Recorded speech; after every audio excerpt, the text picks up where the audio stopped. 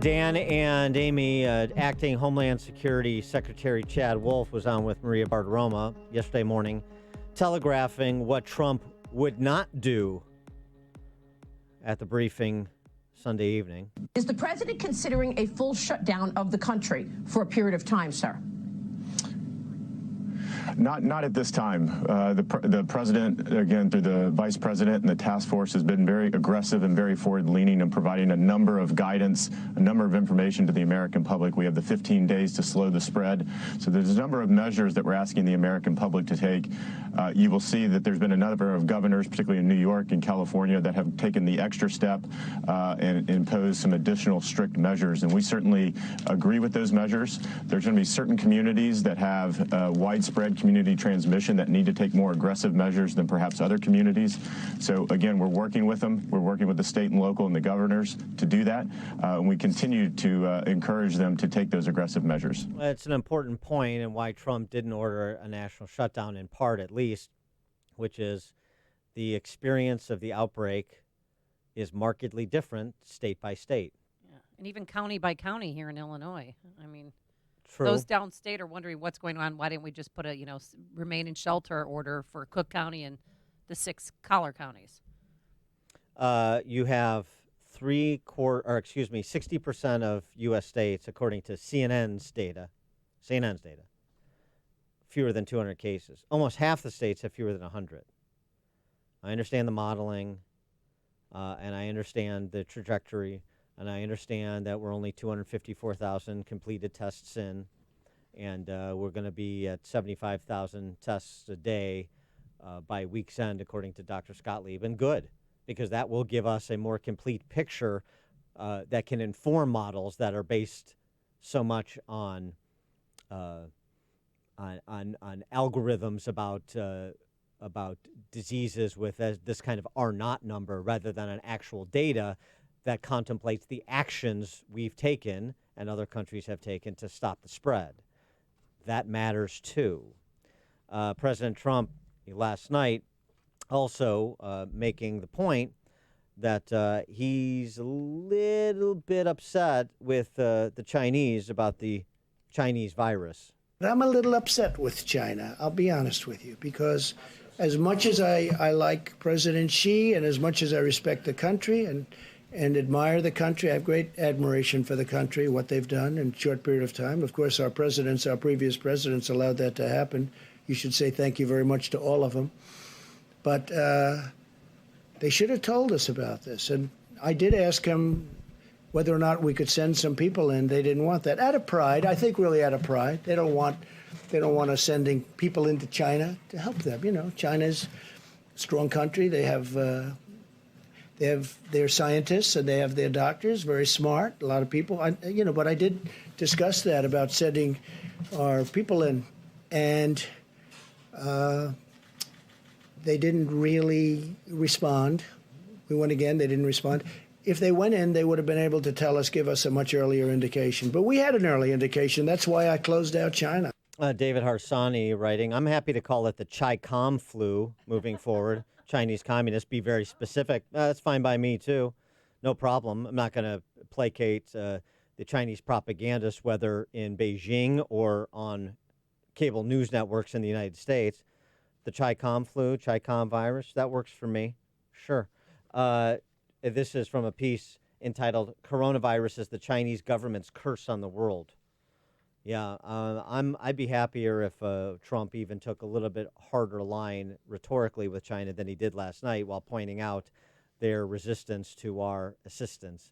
For more on the topic, we're pleased to be joined by Lieutenant Colonel Jim Carafano, Vice President of the Catherine and Shelby Cullum Davis Institute for International Studies at the Heritage Foundation, author of books including Wiki at War and Private Sector Public Wars. Jim, thanks for joining us. Appreciate it. Hey. Great to be with you. The restraint that President Trump showed yesterday in not succumbing to the pressure for at least a 2-week national shutdown, the right call? Absolutely. I mean, China didn't shut down its entire country. If you look at the data, it's very clear that the most serious outbreaks are really in 3 states. And focusing really the resources and capabilities there makes enormous sense. I mean, everybody else ought to practice responsible social distancing. but just exacerbating the economic strain on the country and the restraint on individuals. When it doesn't make public health sense, I don't see the sense of that. And I think the interesting thing on the testing, everybody's focused on the number of testing. There's interesting data that the administration rolled out last night that 9 in 10 tests, people don't have the virus. Right. And which really makes you wonder if the challenge here is not so much the number of tests, which everybody seems to harp on, but really the strategy for testing. If we're not testing the right people and we're just kind of testing the worried well, that's not helpful. Well, James, I got to tell you, I've had two friends that work in ERs in the Chicago area, and they said what they saw mostly this weekend were people having panic attacks. People that had a common cold, Right. like, I know I have it. I have to have it because I'm watching the news and they said that I have it and that the chances are so great. And they don't. They're just having panic attacks. And that's what is happening right now. It really is time to get on the CDC website and read the instructions and the guidance they have and just be prudent and responsible. Even going outside, you don't have to shutter, particularly if you're not in an area with a very serious outbreak. You don't have to shutter yourself in. You go outside, do responsible distancing. You wash your face and hands. You wash your hands before you touch your face or anything. You're going to be, you're going to be at extremely low risk. And I think people need to focus on what we can do to bend the curve.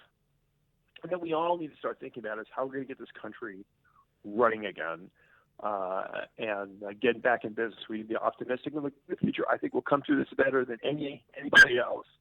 And I think competitively the United States can be in a stronger place, but we're going to have a heavy lift to climb. And right now they're debating a very big economic package that is going to spend an awful lot of money. We're going to have to do an awful lot of growth, an awful lot of productivity, an awful lot of responsible fiscal policy to not have that be as big as a challenge as dealing with the virus. President Trump asked last night's briefing about helping other countries.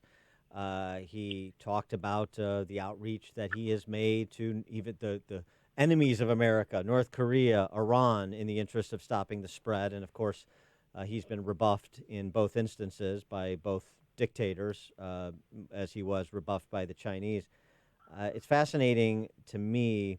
I understand that this is global, and so you want to cast as wide a net as you can. But it's fascinating to me that there were more follow-up questions about whether or not we've made overtures to the mullahs in Tehran than there were follow-up questions about the viral therapies that are under clinical trial or soon will be. Well, I'm sure you've been following this news. China's been on, for example, has been on a very aggressive propaganda campaign saying that, they delay the onset of the virus, even having officials planning it didn't even start there. Maybe it started in Italy, maybe the U.S. Army started it. Russia, and it hasn't gotten as much press, but Russia has done a heavy disinformation campaign. And a lot of it is targeting the leadership of the United States and the West. And we see that parroted very strongly in kind of the critical parts here. America's advocating global leadership. Nobody actually looks at any of the numbers. USAID has a very aggressive program of COVID foreign assistance. We provide enormous technical assistance. We provide resources and capabilities to other countries. We are doing way more today than the Chinese. And yet, rather than kind of look at the data, people just kind of parrot Chinese propaganda. Do they even understand what they're doing? I don't know. Well, and moving over to Italy too, people understand what they're doing who are experts in their field, like Tony Fauci in infectious disease, continuing to make these comparisons to Italy. And we have data on the deaths in Italy. We have data that suggests that the median age in Italy for hospitalization was about 20 years older than it was for the hospitalizations in China. We have data that 3/4 of those who died in Italy had at least, 3/4 had high blood pressure, a quarter had diabetes, Emphysema, a third had heart Right. disease. That, and in addition to that, 30 years ago, Italy launched its campaign, One Belt, One Road, before they termed it One Belt, One Road, with bringing in Chinese labor to essentially staff their manufacturing sector in northern Italy. And that was continuing on right up through the beginnings of the spread of this virus. Not to mention the lack of stable governments in World War II, not to mention the quality of their healthcare system versus ours. These comparisons to Italy, it's going to be Italy if we don't shut down everything, are without foundation as far as I can tell. Well, I do think the message "Don't be Italy" is exactly right. We're 360 million people. Even if we had 2 or 3% of our vulnerable population wind up in hospitals, our medical systems could be significantly stressed, even way more than they are now. And plus, nobody in this country has immunity to this virus. We don't know what would happen over time. So it absolutely makes sense to bend the curve and practice social distancing. And the goal is to not be Italy. But you're right. And this is what we don't talk about.